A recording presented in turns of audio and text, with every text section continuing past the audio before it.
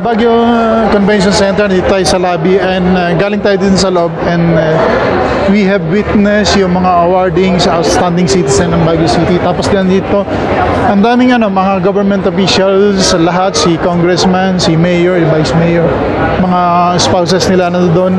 Yan, Baguio Convention Center, yan. Built 1978.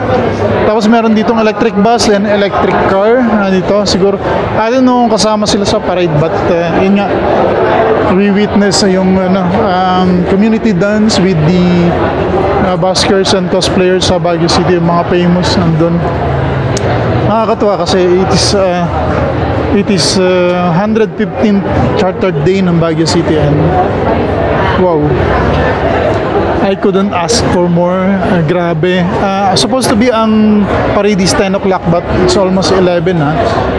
So mainit and the weather is very nice today. Walang ulan kaya hoping for the best. Marami pa tayong makikita mamaya and beauty queens are there sa loob yung mga Baguio candidates.